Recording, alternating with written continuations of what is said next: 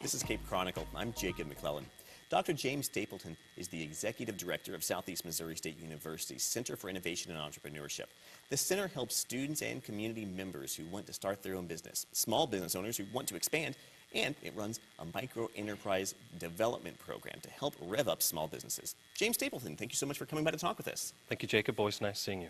First off, just kind of give us a brief overview. What exactly does the center do? Sure. Well, as you described, our mission is to help individuals, whether they're students or members of our communities in Southeast Missouri, start businesses, innovate new products and services, expand existing businesses, and we're also involved in working with the greater community and attracting businesses to the area. Now, I'm familiar with microloans and micro businesses as a tool for development in the developing world. But how do some of those same principles, how do those apply, for us in Southeast Missouri? Sure. Well, as you know, part of the work that the center does and that I do personally or professionally is with a group called the Delta Regional Authority. And the Delta Regional Authority is a federally designated body, an agency that is a state and federal partnership that represents 252 counties and parishes in an 8-state region that starts in southern Missouri and southeastern Missouri and goes all the way down the Mississippi River to the Gulf. And the purpose of that agency is to actually try to sort of turn around some of the several decades of challenges that those counties have endured from an economic standpoint.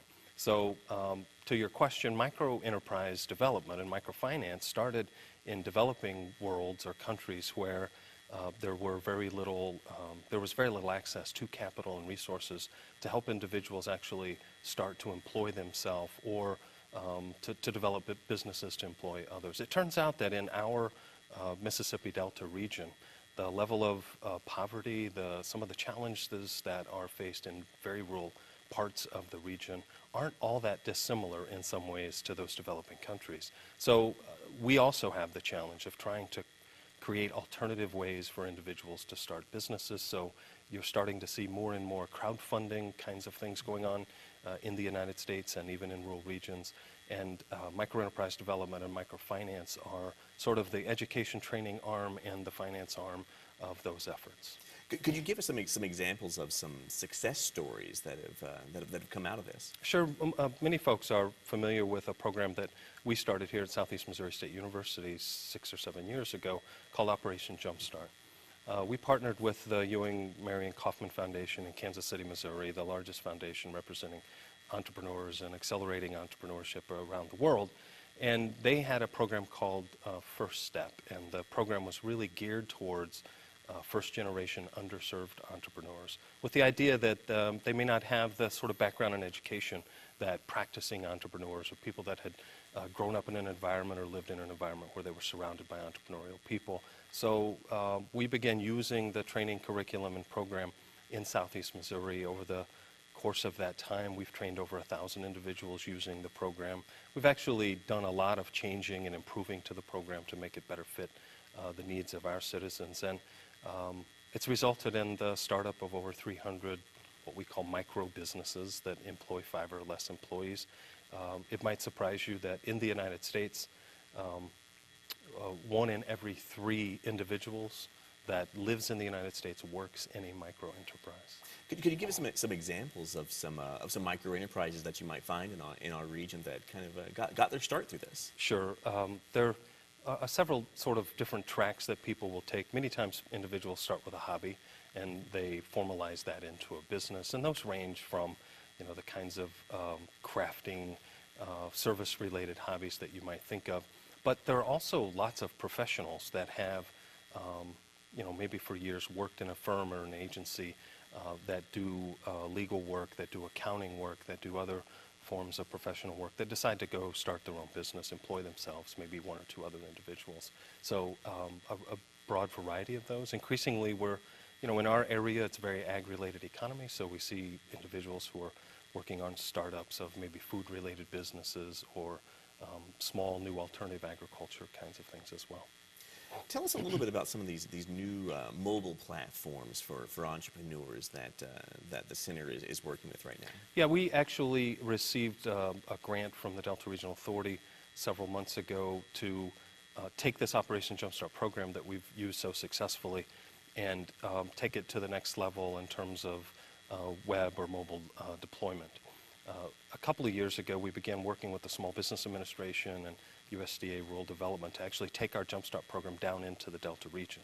And so the face-to-face program, or that kind of traditional training room delivered program that we've used so successfully here, has now also been taught to over 1,000 individuals in these other states and is working very well. So really the next thing to do is to provide a mobile platform that in areas where we're so regionally dispersed and there's so much distance between where people live and where this training might be delivered, obviously a web-based platform is an excellent tool to close that distance. So by the end of this year, we'll have very cutting-edge, very technology-rich platform to provide sort of a mixed-use or blended delivery mechanism for those programs that use Operation Jumpstart around the country. Now, what are some of the programs that the center has that can help creative individuals that want to make a living off of their creativity?